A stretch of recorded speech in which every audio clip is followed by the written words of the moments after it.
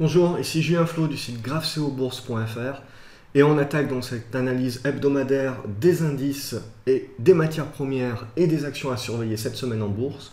Comme vous avez pu le constater, il y a énormément de choses qui sont en train de se passer, énormément de valeurs qui sont en train de se retourner, tout simplement parce que les indices européens eux-mêmes sont en train de se retourner et sont en train de suivre les indices américains qui, eux, ont déjà mis en place un scénario haussier depuis déjà plusieurs semaines. Donc ce qui est intéressant à suivre justement cette semaine, ça va être essentiellement les indices européens et notamment le CAC 40. Donc on va commencer par le CAC 40. Je vais essayer de faire la vidéo la plus courte possible. Ça va être difficile puisqu'il y a énormément de valeurs à suivre et donc je ne vais pas pouvoir tout suivre. Donc n'hésitez pas à me laisser un commentaire si vous avez une action spécifique que vous voulez, sur laquelle vous voulez avoir les niveaux clés, que vous voulez que je jette un œil. Et on attaque donc tout de suite avec le CAC 40. Donc on prend le CAC 40, donc ce qu'on a eu cette semaine, c'est tout simplement la cassure des 4470 points, donc de la résistance des 4470 points. Donc on a une validation de la cassure haussière de l'oblique résistance, de notre double oblique résistance ici, donc sur la base des 4470 points. Et on est tout simplement en train d'attaquer la zone des 4510 à 4530 points. Donc ce qui va être très très intéressant maintenant, c'est de voir qu'on est en train de mettre derrière nous des supports importants, notamment sur la zone des 4400 à 4440 points et évidemment les 4470. Donc ce qui va être essentiel dans la semaine à venir, ça va être de confirmer et de rester au-dessus de la zone des 4440 à 4470 points et de confirmer donc ce renouveau aussi en rompant la résistance horizontale des 4520-4540 points. Bien évidemment, il faut être prudent puisque tout simplement, on reste quand même dans une saison estivale, au mois d'août, avec des volumes qui sont très très faibles. Donc cassure, oui, mais avec des volumes faibles. Donc on garde quand même une certaine prudence et il faut garder des garde-fous sur vos valeurs. Par contre, ce qui moi m'intéresse énormément à plus long terme, c'est qu'on le voit dans cette zone des 4350 à 4400 points, on commence quand même à avoir de sérieux supports. C'est-à-dire que tant qu'on se maintient au-dessus de cette zone-là, on reste positif sur le CAC 40. On voit également que si on venait donc à confirmer ce renouveau haussier, on peut avoir comme premier objectif la zone des 4590 points à 4640, où on va retrouver donc ce gap baissier qu'on avait laissé ouvert.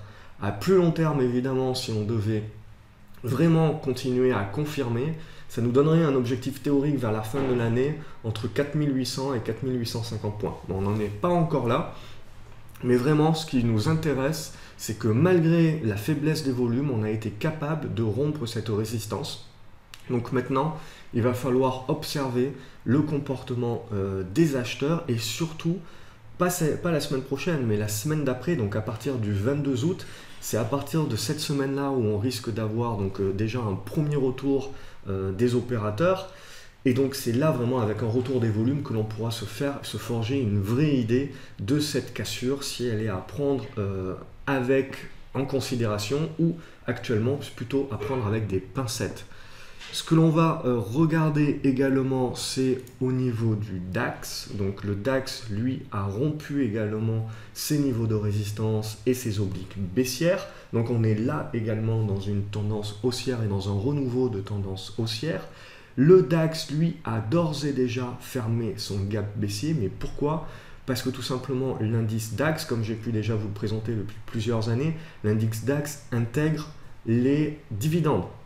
Ce qui n'est pas le cas du CAC 40. Pour avoir le CAC 40 avec les dividendes inclus, on prend donc le CAC 40 avec les dividendes qui sont intégrés. Et là, tout de suite, on voit que le CAC 40 avec les dividendes intégrés reste dans la même physionomie que le CAC 40 normal. Mais ce qui va changer, c'est qu'on a déjà fermé notre gap baissier et qu'on est en train de rompre plutôt une résistance horizontale. La résistance oblique, elle, a été rompue déjà depuis un petit moment. Et donc celle qui va prévaloir maintenant, c'est cette résistance horizontale au-dessus des 11 000 points qu'on est en train de rompre et sur laquelle on est en train maintenant de poser un support.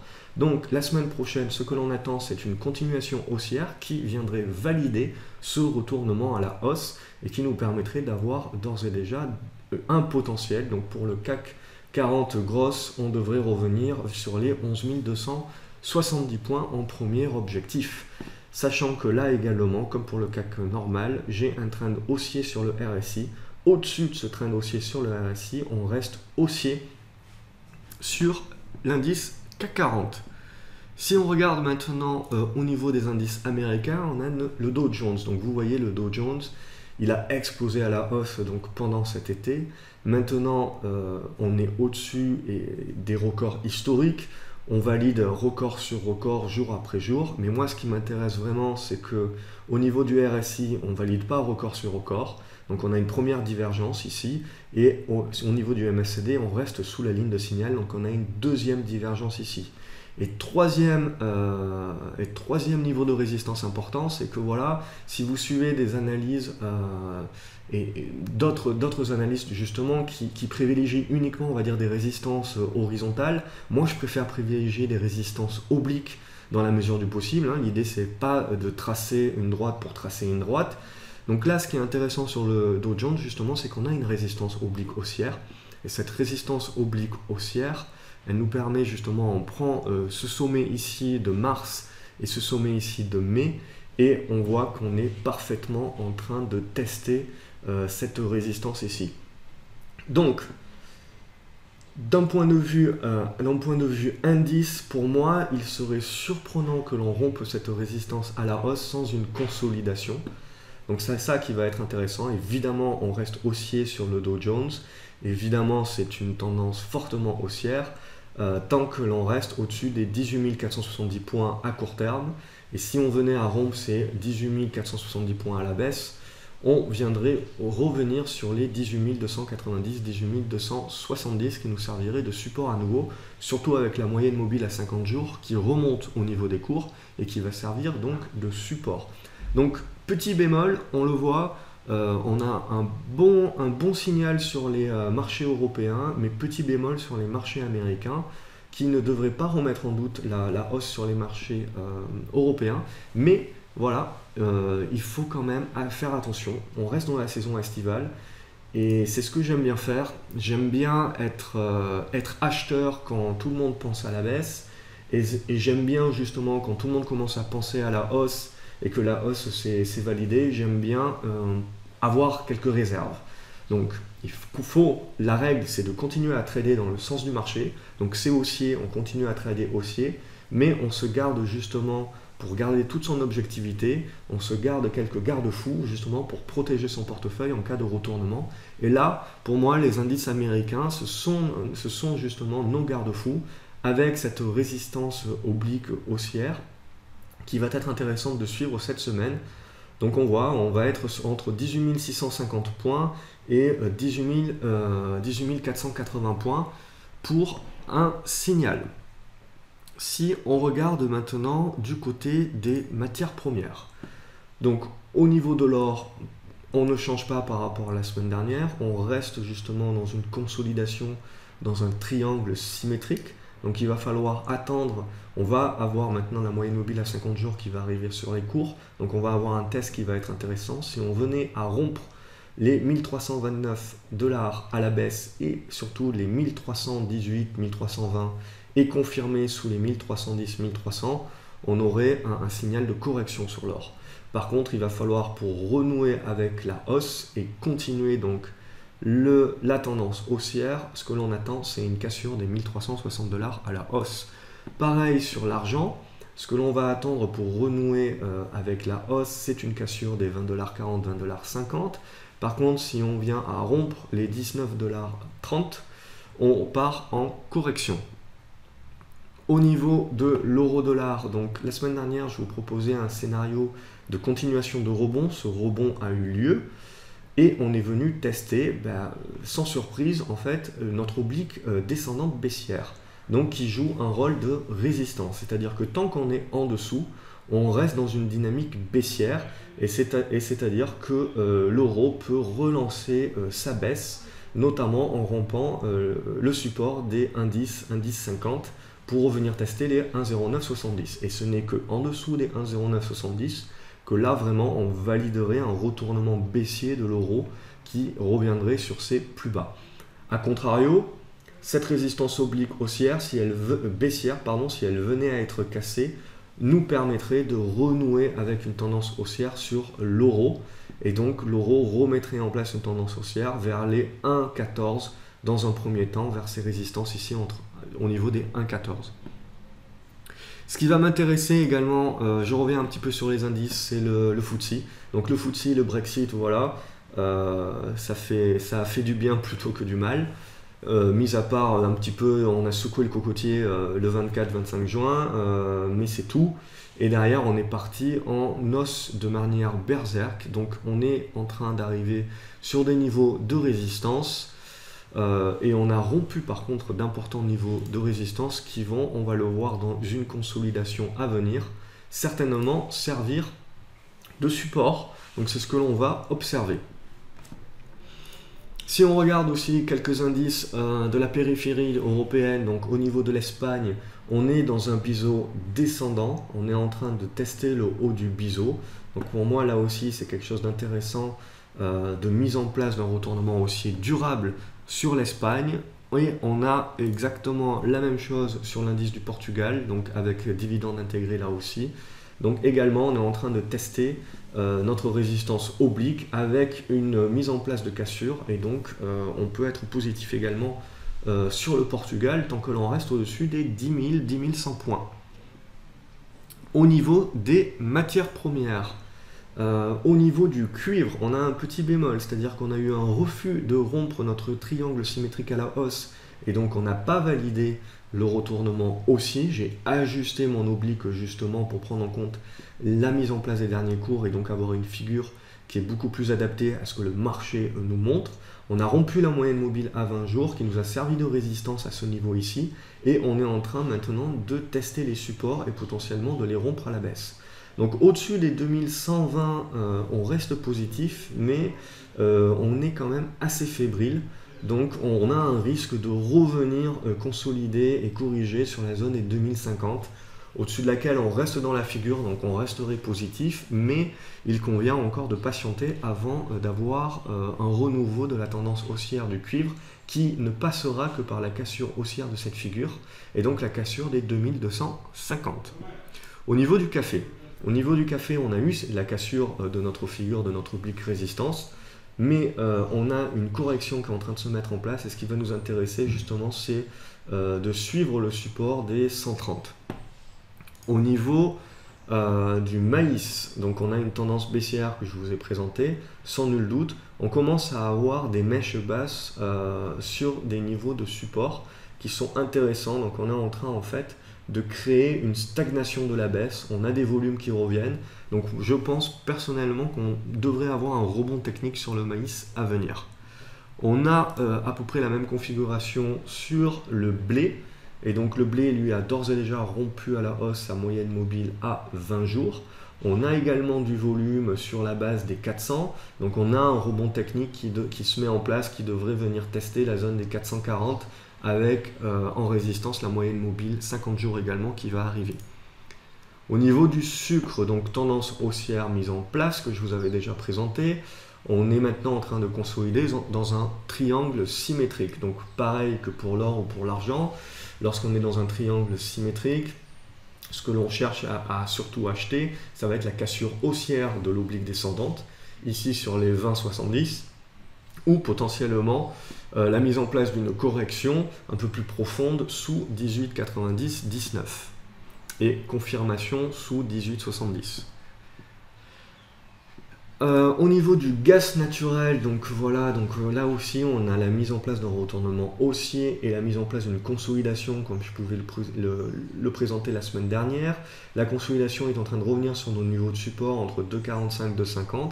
Donc voilà, c'est ces niveaux de support là qu'il va falloir observer, qu'il ne va pas falloir rompre à la baisse pour pouvoir maintenir la mise en place d'un retournement haussier et un renouveau haussier. Ce qui nous fait arriver sur le pétrole qui lui a rebondi, donc comme la semaine dernière on a eu ce rebond technique qui s'est mis en place, Et comme pour l'euro-dollar, ce rebond technique nous ramène sur notre oblique descendante résistance. Donc on voit ici sur le Brent au niveau des 48 $. Donc il va falloir rompre ces 48 $ pour renouer avec un scénario haussier sur le Brent, sinon on reste en consolidation et il y a fort à parier que ce niveau de résistance va nous faire un petit peu buter. Et on a exactement la même chose sur le WTI, donc le pétrole américain, si je le trouve.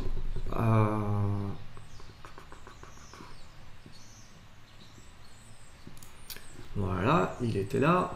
Donc on a exactement la même configuration, les niveaux changent un petit peu, mais pareil, vous voyez, on est venu en rebond technique, tester et pour l'instant échouer sur notre résistance oblique baissière.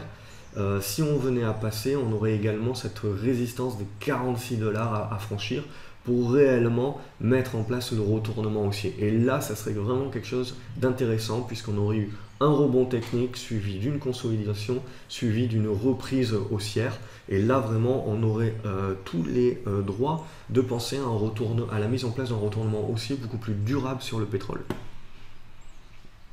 Donc, on a fait le tour au niveau des indices. Je vous propose donc de passer directement aux actions. Donc, en termes de spéculatif, on a toujours agrogénération. Donc, agrogénération, essentiellement, donc c'est le blé que l'on va suivre, et notamment la remontée hypothétique des prix du blé qui aurait un impact positif sur agrogénération. Donc ça reste une penny stock, on est à 34 centimes d'euros, donc c'est risqué, donc pas plus de 5% de votre capital sur ce type de valeur. Mais surtout, ce qui va nous intéresser, le moindre risque, va être uniquement sur cassure haussière des 36 centimes d'euros, avec on va dire, une première étape qui serait la cassure des 34 centimes d'euros à la hausse. On voit pour le moment la valeur continue à buter sur sa résistance baissière.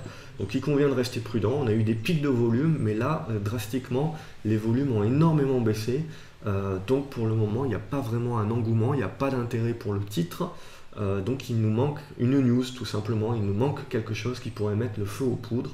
Mais en attendant, on attend la cassure des 34 centimes d'euros et surtout la cassure des 36 centimes d'euros pour vraiment faire de cette valeur une valeur moindre risque qui validerait à ce moment-là un retournement haussier. En plus spéculatif, on a Air France qui met en place un rebond technique pour le moment qui devrait échouer sur cette résistance ici et consolider. Ce qui va vraiment nous intéresser, voilà, c'est la capacité du titre à pouvoir rompre les 5,25 € et à pouvoir aller chercher les 5,50 €. Mais vraiment, pour le moment, donc suite à une telle chute, on ne cherche que à trader la valeur et à la jouer à très court terme et en rebond spéculatif à très court terme. Pas plus, en attendant justement qu'on ait une figure qui se mette en phase. Moins spéculatif, donc on a Air Liquide qui est en train de mettre une stagnation de sa correction. Donc on a eu une phase corrective, on a une stagnation et ce qui va vraiment nous intéresser, c'est la capacité du titre maintenant à rompre les 97 €, 98 € et de mettre en place tout simplement un retournement haussier dans la foulée. Arcos, on a eu le retournement qui s'est mis en place, on avait pu conseiller la valeur dans la zone justement des 1,50 puis des 1,60. Donc on est venu chercher la zone des résistances sur les 1,85, 1,90. Donc maintenant, il convient de patienter sur la valeur. On a eu un bon pic de volume, on a un bon regroupement des moyennes mobiles. Voilà, au-dessus des 1,65, on reste positif. Bolloré également, suite à la cassure du biseau descendant que je vous présentais et à la recommandation au niveau des 3 €, puis à la consolidation au niveau des 3,10 € et donc à une nouvelle recommandation. On a vraiment la valeur qui est en train de mettre un rebond aussi en place. On devrait revenir voilà, dans cette zone de résistance entre les 3, on voit entre les 3,38 et ici les 3,48. On a vraiment une zone de résistance qui devrait faire buter les cours et entamer une résistance. Donc voilà, on a un bon rebond technique, mais on est encore loin du retournement haussier durable. Donc voilà, on arrive vraiment dans une zone où il va falloir prendre ses bénéfices, puisqu'on était dans un objectif de rebond technique, et attendre ensuite un retour et une consolidation du titre dans cette zone voilà, des 3,20 €, 3,10 € pour pouvoir reprendre une position, cette fois-ci plus long terme, de manière à jouer plus durablement le retournement haussier. CGG, là également, le retournement haussier est en train de se matérialiser. On avait eu donc un faux départ avec la non-cassure ici de ce trend. Cassure qui a eu lieu donc cette semaine et on a validé la cassure. Donc voilà, maintenant au-dessus des 20,50 €, on peut vraiment être positif sur la valeur. Ce qui va nous intéresser, ça va être sa capacité à dépasser les 23,40 € pour revenir tester cette zone importante entre 27 € et 28 €. Et c'est vraiment en rompant cette zone des 27 à 28 € que l'on validerait le retournement haussier de la valeur. Crédit Agricole, donc également, on avait pu recommander l'achat pour jouer le rebond technique. Ce rebond technique est en train de buter sur sa résistance oblique. Résistance oblique, on le voit d'une figure en biseau descendant. Donc ce qui va nous intéresser, ça va être la cassure de ce biseau descendant. Alors le titre est peut-être pas encore assez mature, mais ce qui va nous intéresser, c'est la capacité du titre à conserver les 8 € en support et derrière à rompre cette résistance oblique de manière à revenir tester les 8,80 €. DBV Technologies, on a rompu à la hausse l'oblique résistante. Et donc là également, on est en train de revenir sur cette oblique au-dessus des 58 €. On est positif et on reste positif. Delta Drone, on est super spéculatif là également. On a une valeur qui est en train de consolider dans des triangles répétitifs. On avait une première cassure de triangle ici et maintenant on a une consolidation. Voilà. Au-dessus des 1,18, on peut rester positif, mais c'est vraiment sur cassure des 1,30 et 1,34 que l'on mettrait le feu aux poudres avec une capacité de revenir sur les 1,60. On reste quand même sur du ultra spéculatif. EDF, on continue donc à mettre en place ce retournement. Donc je reste extrêmement positif au-dessus des 11,20 €, 11,30 €. Égide, autre valeur spéculative, on est en train de valider le moindre risque, on reste positif au-dessus des 3,10 €. Attention, il n'y a pas de volume, donc tout simplement cette valeur c'est pour la beauté graphique et pas vraiment pour l'acheter, parce qu'il n'y a pas grand chose à faire, si ce n'est acheter 100 ou 200 titres. Voilà, ça vaut peut-être pas le coup, mais ne serait-ce que pour avoir la beauté graphique, c'est intéressant toujours de suivre ce genre de valeur. Engie également a rebondi sur son support, ici sur ces niveaux-là, donc on reste positif au-dessus des 14,40 €.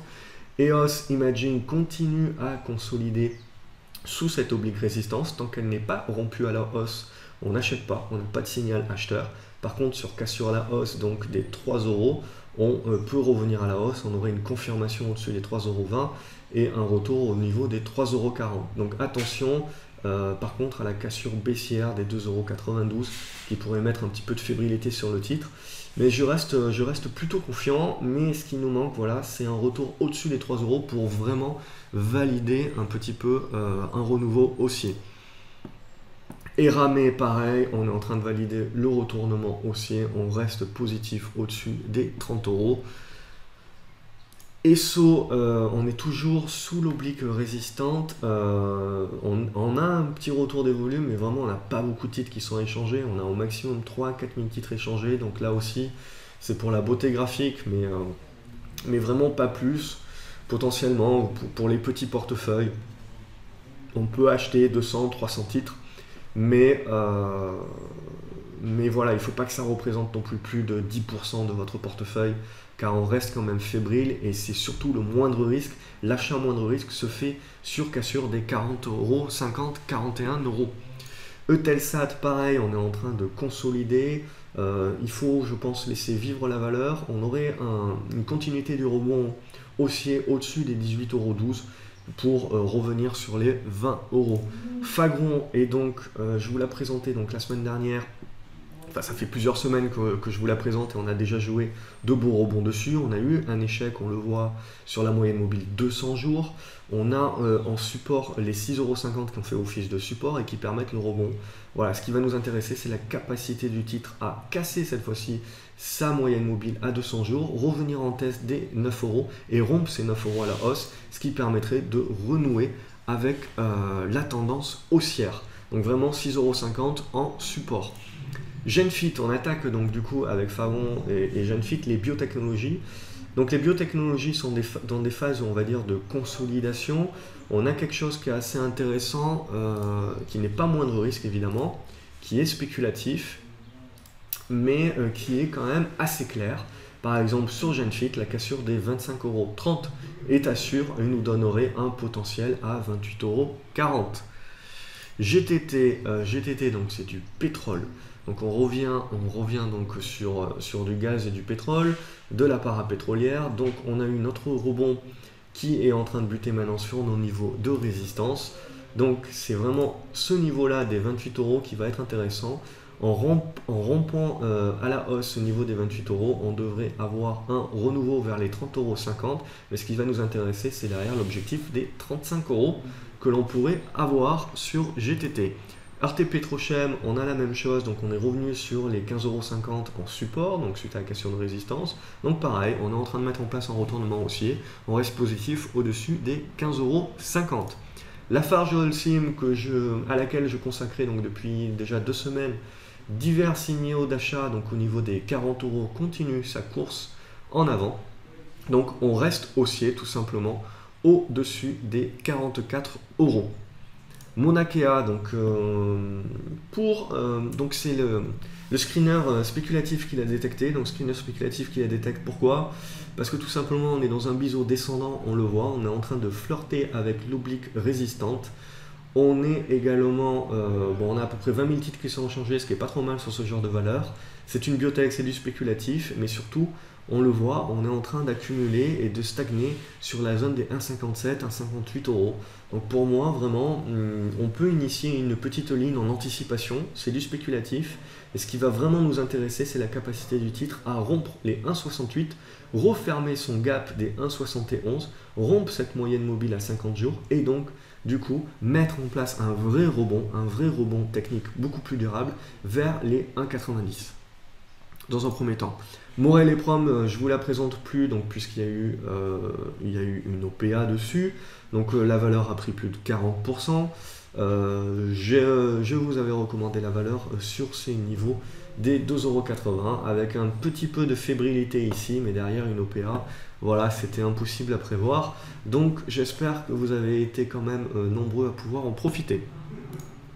Mersenne également, donc que je vous avais présenté, qui était dans une consolidation, a rompu cette consolidation à la hausse et donc valide son retournement haussier. On devrait quand même avoir maintenant une mise en place consolidation. On reste positif au-dessus des 14,80 €. Metabolic Explorer, donc ultra spéculatif également. Le moindre risque au-dessus des 2,10 €. C'est ça vraiment qui va lâcher, on va dire, les chevaux. Et par contre, attention aux actualités, puisque Metabolic Explorer parle déjà depuis plusieurs semaines, voire mois, de se vendre tout simplement. Donc à voir s'il y a des repreneurs. Ce qui nous intéresse vraiment, c'est la cassure des 2,10 € pour acheter à moindre risque. Natixis, donc comme pour Crédit Agricole, on arrive sur des niveaux de résistance dans les 3,90 €. On devrait consolider, mais on reste positif au-dessus des 3,55 € avec tout simplement la mise en place d'un retournement haussier, ce qui est très favorable au CAC 40, puisque si on valide des retournements haussiers sur les valeurs bancaires, ça permettra au CAC 40 tout simplement d'initier également et de valider, confirmer son retournement haussier. J'essaye d'accélérer un petit peu parce qu'il y a vraiment beaucoup de valeurs à suivre. Maintenant, évidemment, donc avec tout simplement Neopost, donc Neopost, on reste acheteur au-dessus des 21,60 €. On a derrière Nicox, donc Nicox, je vous avais dit, va buter sur les 11,60 €, c'est ce qui s'est passé.